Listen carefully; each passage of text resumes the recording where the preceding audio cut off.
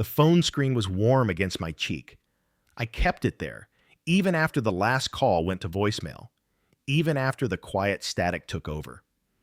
It was the kind of heat that doesn't burn, just lingers, like coffee left out too long or resentment you never meant to carry. It was Thursday, late.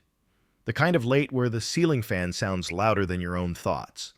I was sitting at the corner of my kitchen table, half-done Invoice open on my laptop, when it happened. The text bubble I'd been staring at for days turned into delivered, then disappeared, blocked. It was only $200, not even for labor. Not really. Just the domain name, the Squarespace template, and a few Uber receipts from those first weeks of the launch. Hell, I'd paid for way more and never said a word. But this was different. This was after it worked. Let me back up. His name's Darren. We met in college, dorm room neighbors at a state school in Ohio. The kind of guy who borrowed your charger and never gave it back. But you didn't really care, because he'd make you laugh about it later. Charismatic, smart, when he applied himself. But back then, application was the problem. I was always the systems guy. Spreadsheets, calendars, Gantt charts, if you gave me a reason. I didn't even like that about myself. It just stuck. Darren used to say I had the soul of a retired accountant and the heart of a golden retriever. I think he meant it as a compliment. We stayed close after college. Close in the way men stay close. Memes, birthdays, the occasional catch-up call that turns into 2 hours without either of us realizing. I moved to Cincinnati. He moved to Nashville. I got a job in IT for a mid-sized logistics firm. He bounced around, bartending, freelancing, a failed dropshipping idea. But last year, Darren called me with a voice I hadn't heard since our dorm room days. Bro, I have it. I actually have it. He meant the business idea. It wasn't bad. He wanted to start a mobile detailing service. Cars, motorcycles, boats. Something upscale, but scalable. He'd saved up from bartending, said he had a van lined up. What he didn't have was a brand, a website, scheduling software, payment processing, CRM. Basically, everything that lives on a screen, which is where I came in. Just help me get it off the ground, man, he said. I'll pay you once I get the first few gigs. Or better, you in for equity. It wasn't formal. There were no contracts. Just a shared Google Doc, some Slack messages, and a bunch of late-night Zooms where he'd be hunched over his bar counter drinking Modelo, and I'd be trying to explain why SSL certificates mattered. But I did it. I got him a name. Detail Kings. Secured the domain, designed the logo on Canva, set up a scheduling system that linked directly to his Google Calendar. Integrated Stripe. Automated follow-ups. Even ran a couple of small Facebook ad campaigns targeting Zip. Codes in East Nashville. He landed his first client within a week. By month 2, he was booked out, hired a second guy, started posting before and afters on Instagram. I watched him go from $0 to $8K in revenue in 6 weeks. Still, I didn't bring up money. Not really. Not until week 10, when he posted a photo of his new watch. A small reward for hitting his first 10 grand month. I sent him a Venmo request, $207.41. I itemized it in the notes.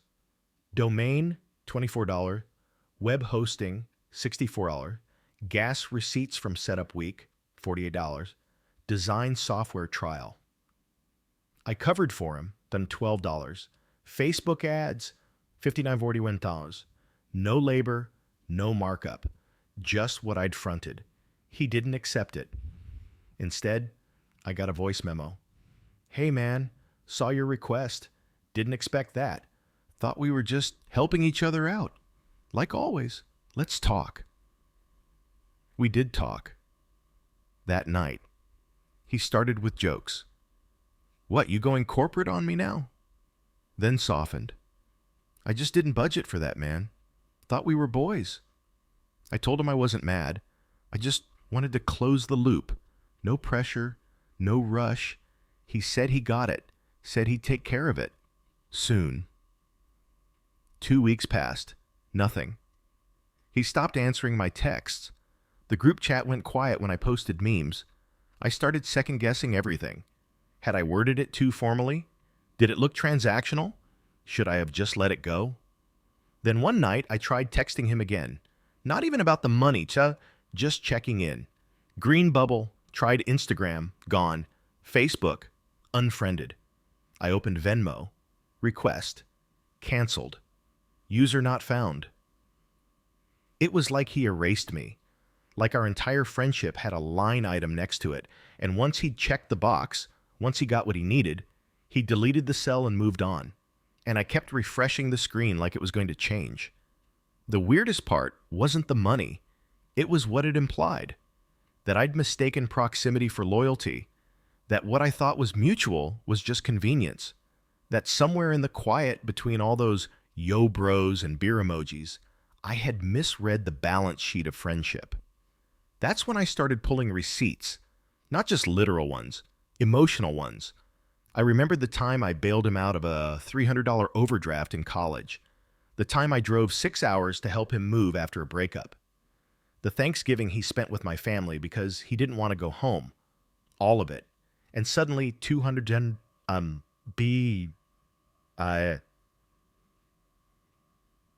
41 saws didn't feel petty. It felt symbolic. A final invoice for services rendered. I know how this sounds. I do.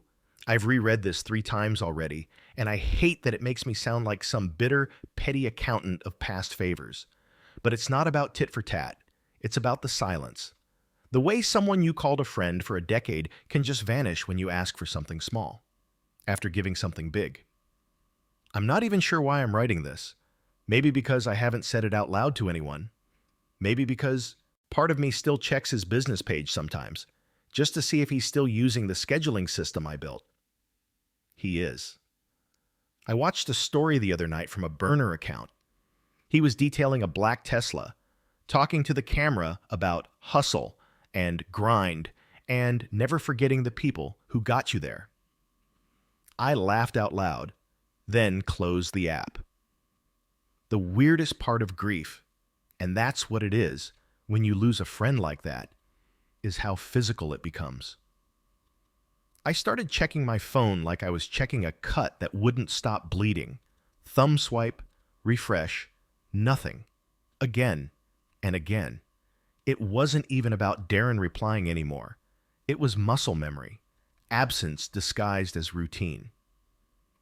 About a week after the block, I found myself sitting outside a coffee shop on Vine Street with my laptop open and a blank invoice pulled up again.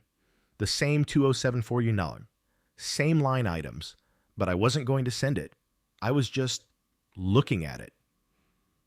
A server walked by and asked if I needed a refill. I nodded without thinking, even though my mug was full.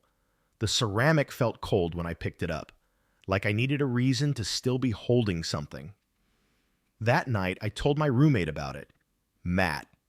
Chill guy, works in cybersecurity, mostly keeps to himself, but he's a good hang. We split rent in a duplex that smells faintly of old books and weed from the neighbors. He looked up from his PS5 and blinked. You're telling me this dude blocked you? After all that? Over $200? I nodded. And you're still watching his Insta from a burner? Not anymore, I said. Deleted it yesterday. Matt scratched his chin. You want me to run a reverse on his LLC filings? See if he's got partners? That's what I mean by chill. His version of support is borderline espionage. I waved him off. No point. Still, that's low. You ever think about going public? What, tweet about it? He shrugged. Reddit, maybe. Review bomb. Hell, make a Yelp page. I smiled, but it didn't land.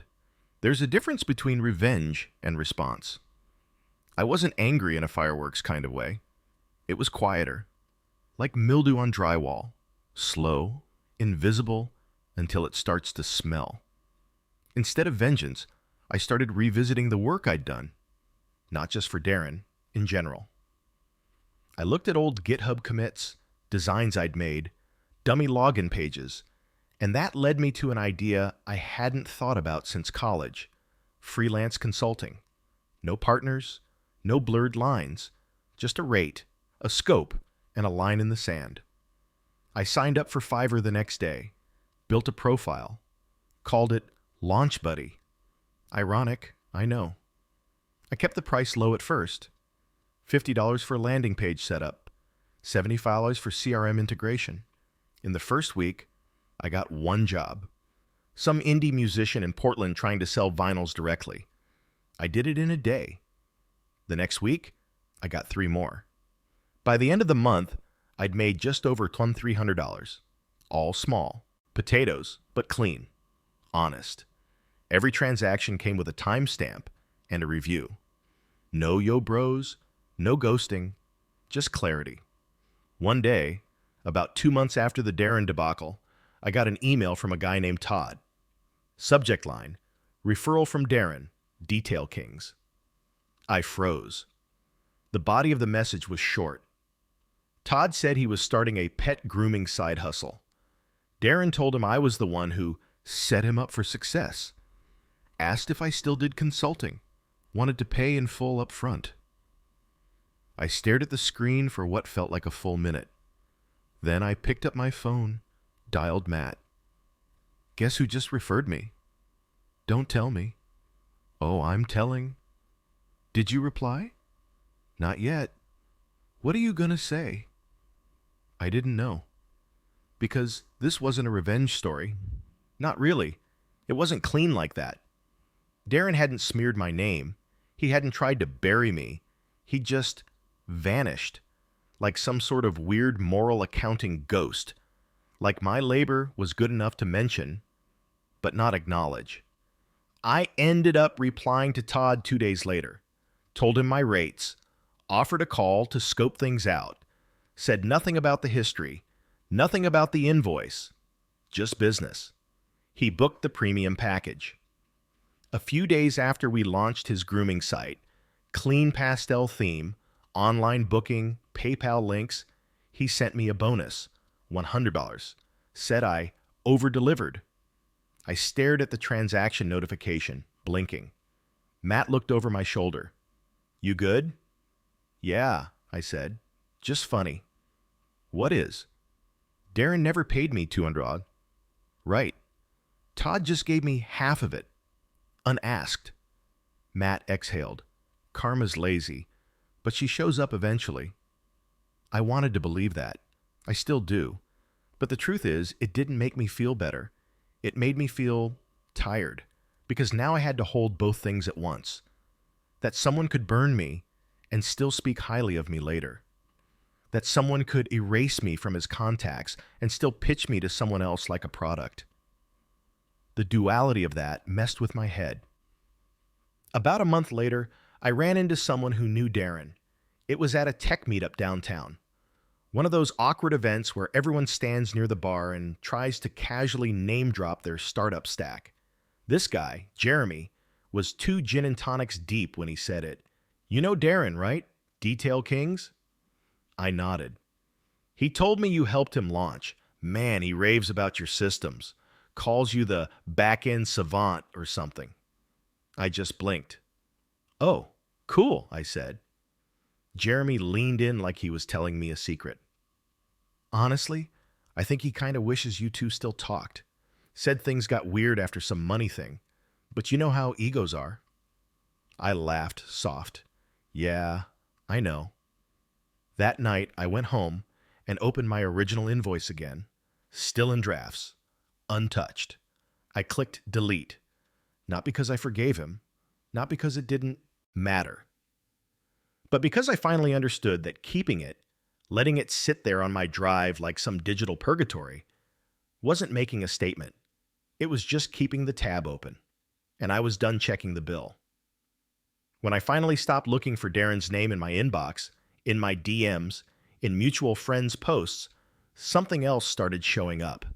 Space.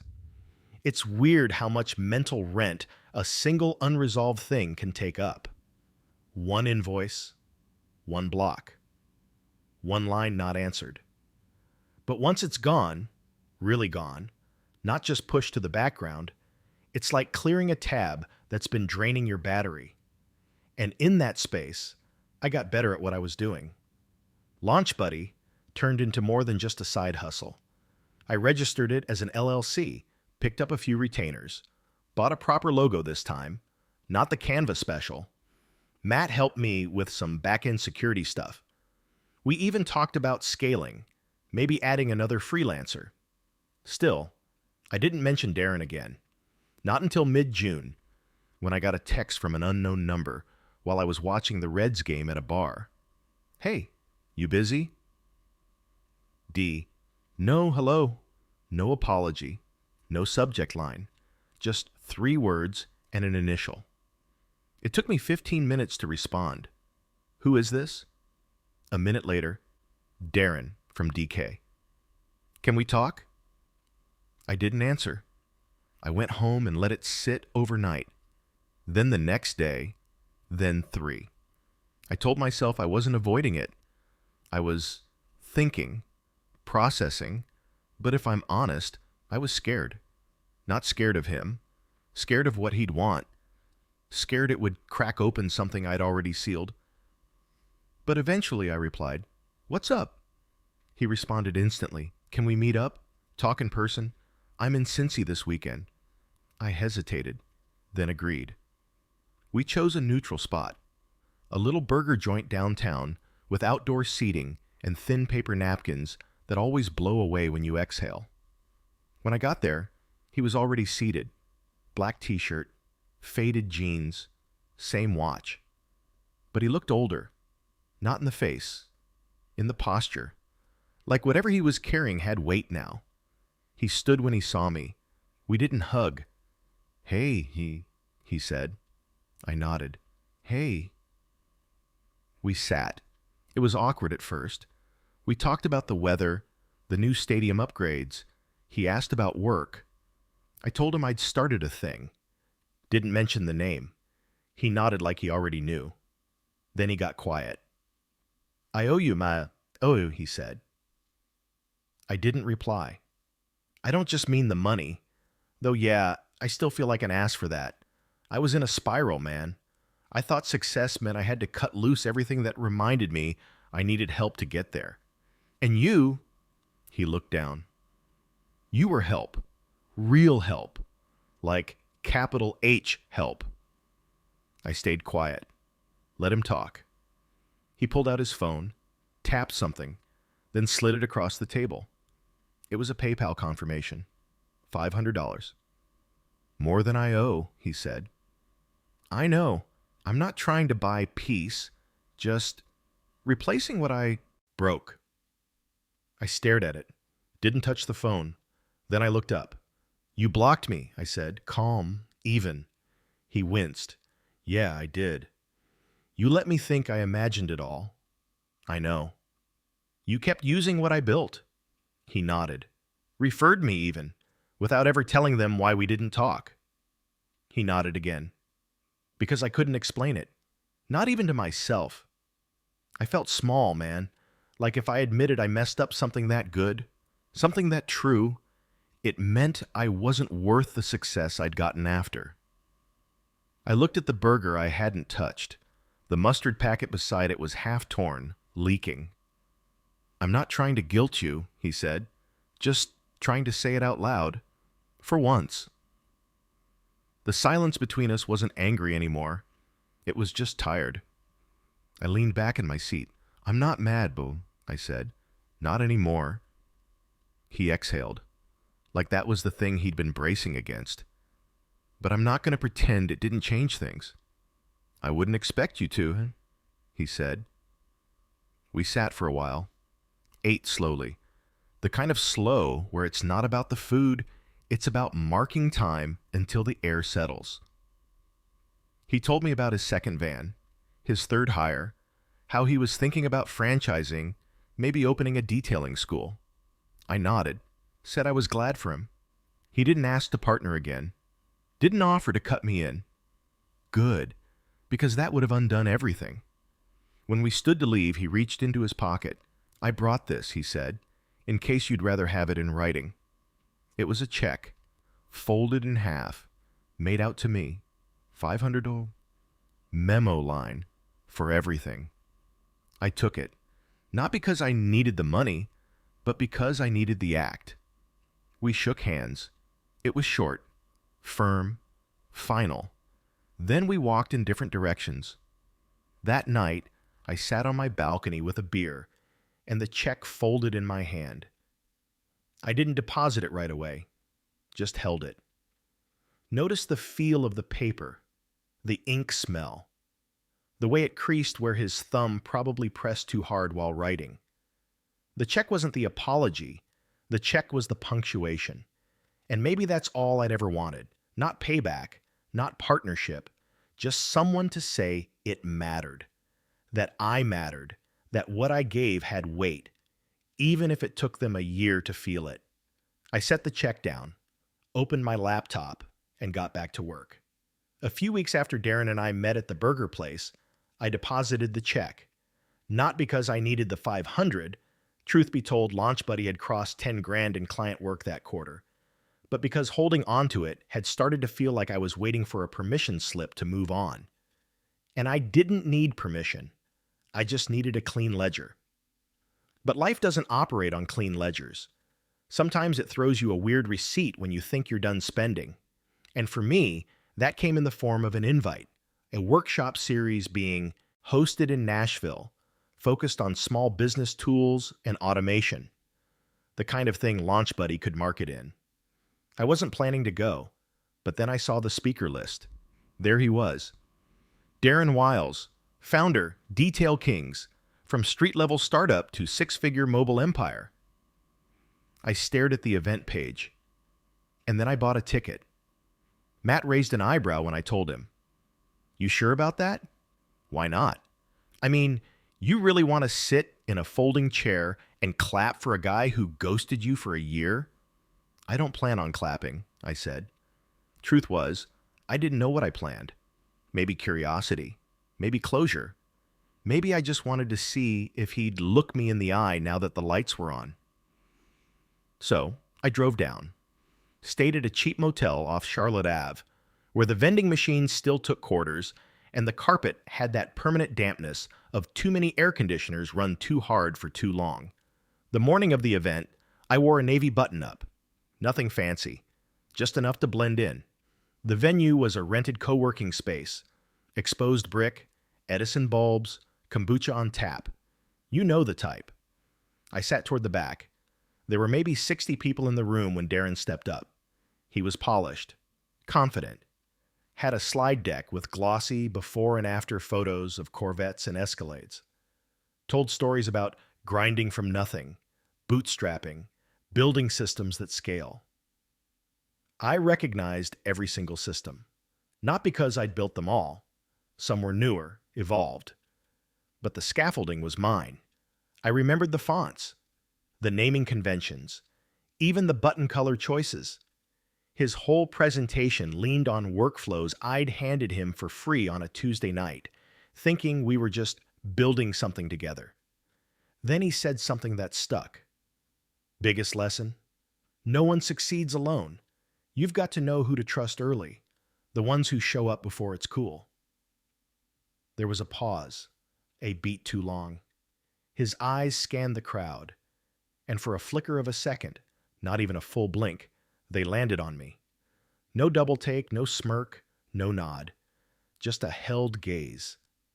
Then he looked away, moved on, talked about his new franchise plan, his YouTube detailing channel, his podcast. The room clapped. I didn't. Afterwards, there was a mingle session. I stayed near the back wall, sipping bad coffee and watching him work the room like a shark in a dress shirt, smiling, handshaking, swapping cards. Eventually, he made his way toward me. I wasn't sure if it was intentional. "Hey," he said. "Hey. Didn't know you'd be here." "Didn't expect to be," I replied. He nodded, rocked slightly on his heels. "Glad you came." Congrats, I said. For what? The talk, the turnout, all of it. Thanks, he said. A lot of that came from the bones you built, man. I never forgot that. Funny, I said. You just forgot to say it publicly. He looked down, let out a long breath through his nose. You're right, he said. I'm working on that. Credit, ownership, naming people who mattered. I sipped my coffee. He hesitated, then added, I'm trying to be a better steward of what people give me. Good, I said. Listen, I was thinking. I'm planning a resource hub for new detailers. Tutorials, templates, toolkits. Would love to bring you on to build the back end. I waited. There it was, the offer. But it didn't hit the way it would have a year ago, or even a month ago. It didn't feel like a bridge. It felt like a back pedal. I'm booked out, I said. He nodded. No worries. Had to ask. Of course, I said. I appreciate it.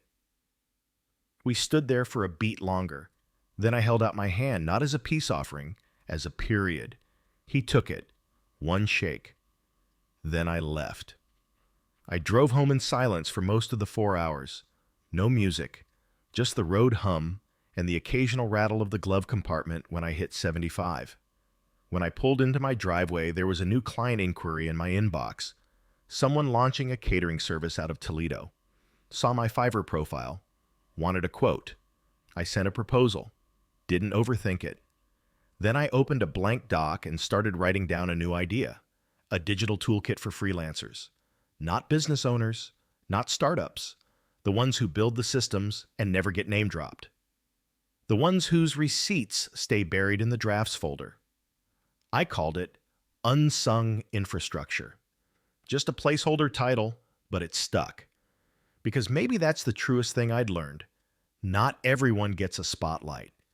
Some of us are the spotlight, pointed outward, and that's okay, as long as we stop waiting for the beam to turn back toward us.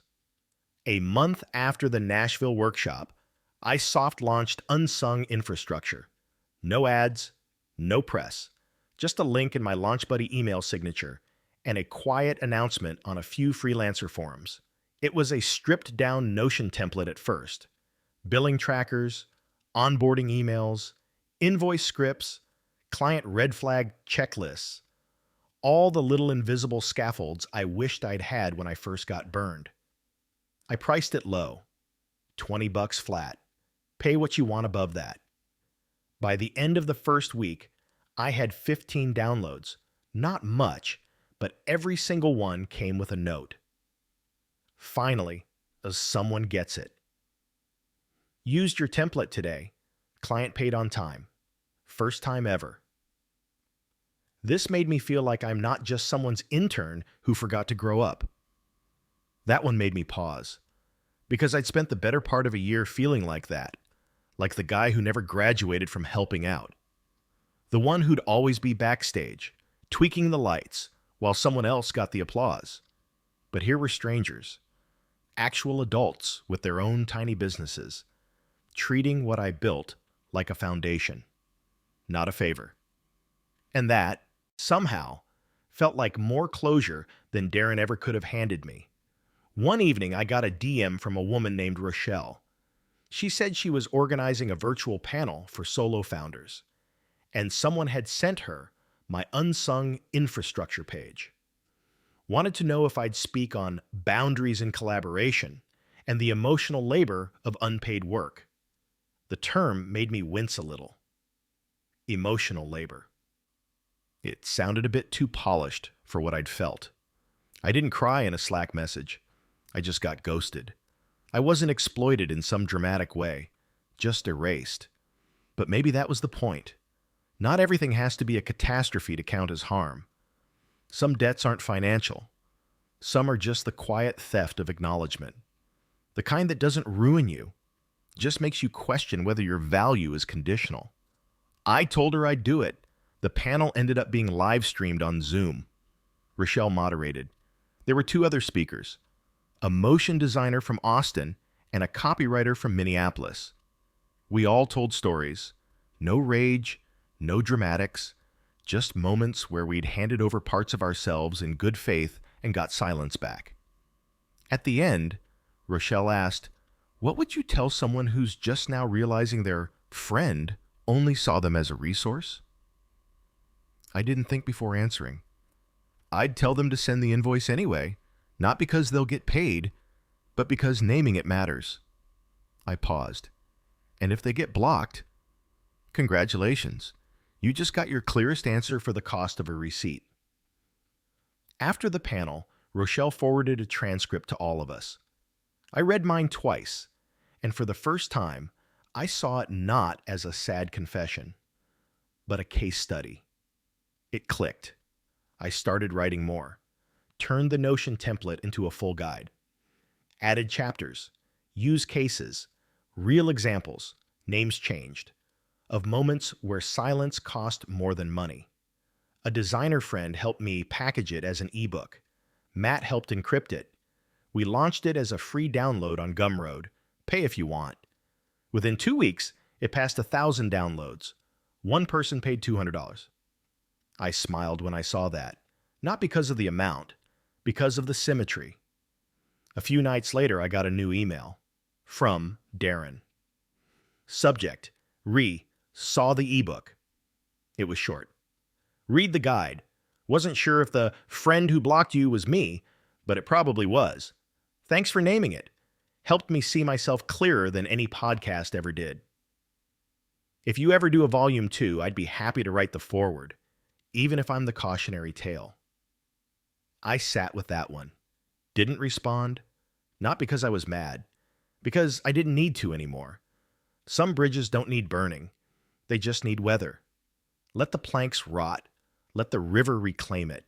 Let both sides grow in opposite directions until the view becomes memory, not map. A few weeks ago, Rochelle emailed again. The panel was picked up by a small business newsletter. Someone from a local university asked to include unsung infrastructure in their entrepreneur curriculum. I said yes. They asked if I wanted to be listed as consultant, author, or creator. I asked if I could use all three.